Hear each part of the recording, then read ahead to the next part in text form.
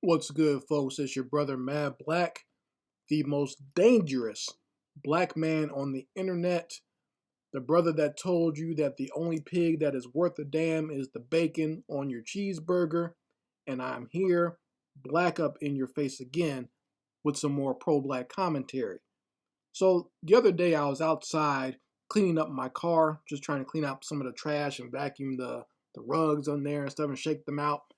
And while I was doing that, I was just kind of listening to the news, and I started getting really angry really fast.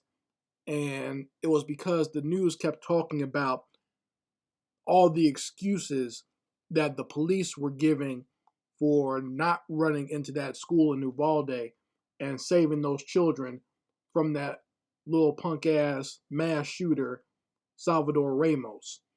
And I had to eventually just wind up turning it off and just listening to some classic old school soul music or something like that, just to try to keep my sanity, because I was getting really mad. I'm sure my blood pressure probably went up too.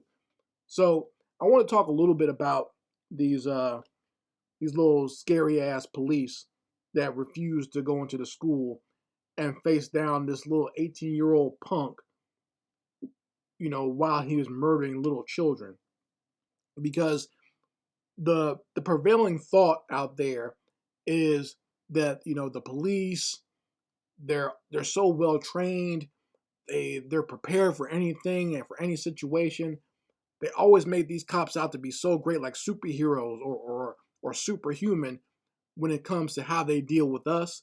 And truth be told, that's how they act when it comes to us. When it comes to us, and when I say us, I mean black people.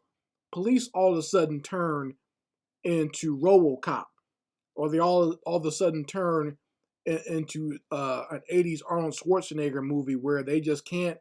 They can jump through windows, they can break down doors, they're doing barrel rolls and everything else. You remember a couple of years ago there was like that little pool party with those black teenagers, and that cop, he jumped out the car and did a barrel roll on the grass and then took down this little teenage black girl in a swimsuit. You know what I'm saying? When it comes to us, they turn into superheroes. They turn into damn Power Rangers. But when it comes to actually facing someone who can actually fight back, that's when the police start acting all scary.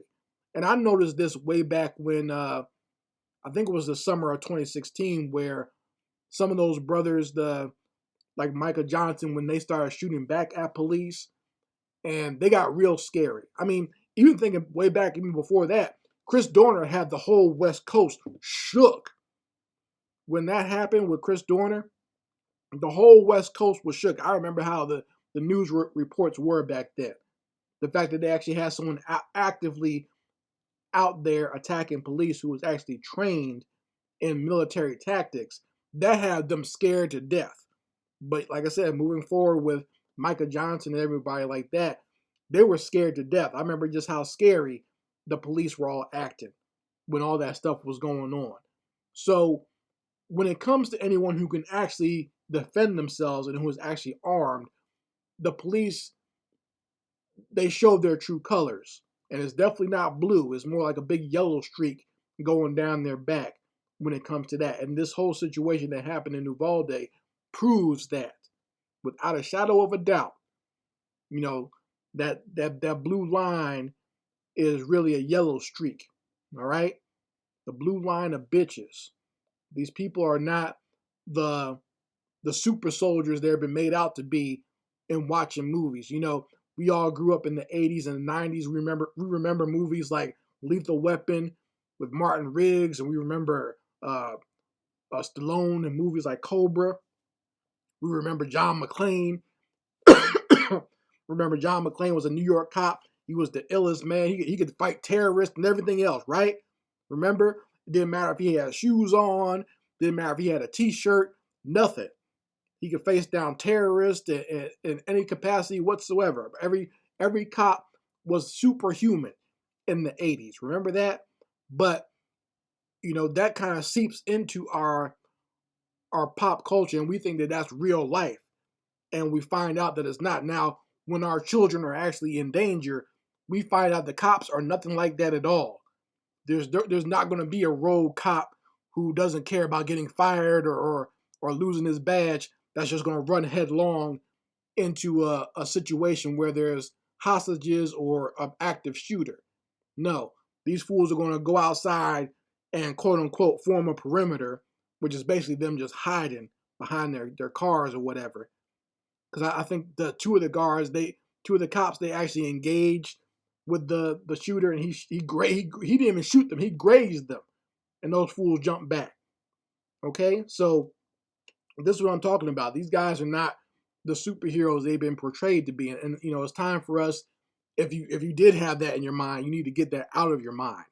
Okay, you're better off doing protecting your children yourself than calling them and asking for help. That's why they always say it's better to protect your own family, because it's going to take the police time to get there anyway. If you're in danger, calling the police is almost a waste of time. It's better for you to go out there and do it than wait for them. And even if they get there, they still might not do anything. Now, if the black person is unarmed in their house eating some ice cream, then they can do something. If you're a 12-year-old little black boy playing with a toy gun in the park, then they can do something. Okay? If you're a black woman sleeping in their bed with your boyfriend, then they can bust down your door, shoot up your whole house, shoot up the apartment next door. Then they can do something. But if you have a weapon and you're shooting at children, killing babies, then they have nothing they can do at all. Then they get real scared. Then they all turn to the police from the Police Academy movies. Just a bunch of bungling buffoons. Then they're the Keystone Cops all of a sudden, right? So you putting them on this pedestal and thinking that they're somehow going to save you or help you, don't do that. Get that out of your mind. And like I said, this whole situation in Uvalde, if you needed any further proof, this was the proof that you needed right here. Okay? These people are not always prepared. These people only are brave when you're an unarmed black person, or you're just a black person just relaxing in your house. And then all of a sudden, they're Clint Eastwood. Then all of a sudden, they're Steve Seagal in the movie Out for Justice. They turn into super cops all of a sudden when it's time to terrorize black people. When it's time to terrorize a black man and put your knee on his neck, they got all the power in the world. They're superhuman then. Okay, they know what they're doing then. And then these fools, when it comes to situations like this, you notice in both either situation where they murder a black person, or when they fail to stop the murder of little children, they always say, "Hey, we need more training. We need more training. We need more training." No, don't go for that. I posted this on my Facebook the other day. Don't let them pull that trick on you. When they say they need more training, that's basically them asking for more money and more funds. The police in most precincts are way overfunded. Okay? They don't need any more funds, because obviously they're not putting it to good use anyway. All that is just to pad their pensions and whatnot. Do not let them do that. Do not let them con you and give them more training, which basically means give us more money. We're not giving you fools any more money. You need less, actually. Those teachers in the school deserve that funding more than you do, because those teachers did more than you did. And as a matter of fact, in most of these schools where there's mass shootings, the damn teachers are bigger heroes than the police are.